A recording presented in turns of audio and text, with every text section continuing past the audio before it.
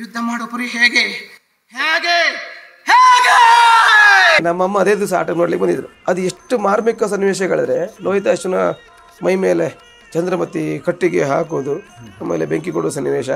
ಆ ಸನ್ನಿವೇಶ ಆಗುವಾಗ ನಮ್ಮ ಅಮ್ಮನಿಗೆ ಕಂಗಾಲ್. ನಾನು ಯಕ್ಷಗಾನ ಸೇರಿದ ವರ್ಷವೇ, ಅವರು ಪೇಷಂಟ್ ಆಗಿದ್ರ. ಮಾರನೇ ದಿವಸ ನಾನು ಮನೆ ಹೋದ್ಕೊಂಡು ನೀನು ಯಕ್ಷಗಾನಕ್ಕೆ ಹೋಗೋದೇ ಬೇಡ, ನನಗಿದನ್ನು ನೋಡ್ಲಿಕ್ಕೆ ಆಗುದಿಲ್ಲ ಅಂತ ಹೇಳಿದ್ರು. ಅದೇ ವರ್ಷ ನಮ್ಮ ತಾಯಿ ತಿರ್ಕೊಂಡದ್ದು.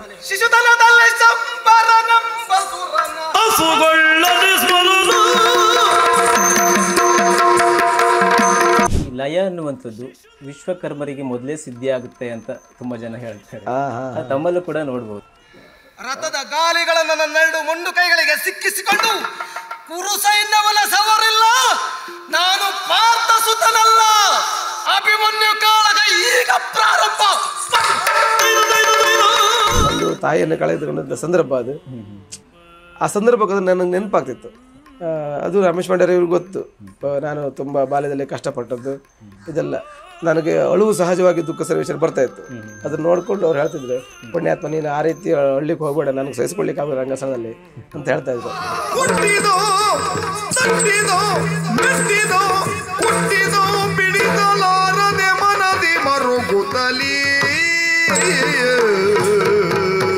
ಒಂದು ದೊಡ್ಡ ವೇಷ ಸಣ್ಣ ಕಲಾವಿದ ಮಾಡುವಾಗಲೂ ಹಿನ್ನೆಲೆಯಾಗಿ ಸಪೋರ್ಟಿವ್ ಬಗ್ಗೆ ದೊಡ್ಡ ವ್ಯಕ್ತಿ ಇದ್ದಾವಾಗ ಬೇಡ ಅಂತ ಹೇಳಿದ್ರು ಧೈರ್ಯ ಬರ್ತದೆ.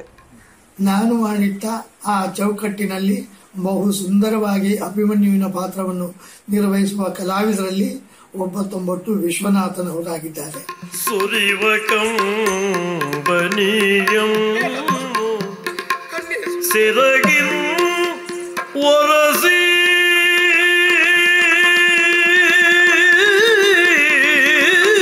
ಕೊಟ್ಟ ಪಾತ್ರವನ್ನು ಪ್ರೇಕ್ಷಕರ ಮುಂದೆ ಸಹಿ ಎನಿಸಿಕೊಂಡು ಸಮರ್ಥವಾಗಿ ಮಾಡುವಂಥ ಒಬ್ಬ ಕಲಾವಿದನಿಗೆ ಅವನಿಗೆ ಸಿಗುವಂಥ ಅವಕಾಶವನ್ನು ತಪ್ಪಿಸಿ ಮತ್ತೊಬ್ಬ ಕಲಾವಿದನೇ ಹಾಕಿ ಅವನನ್ನು ಮೂಲೆಗೆ ಮಾಡುವಂಥ ಒಂದು ಬೆಳವಣಿಗೆ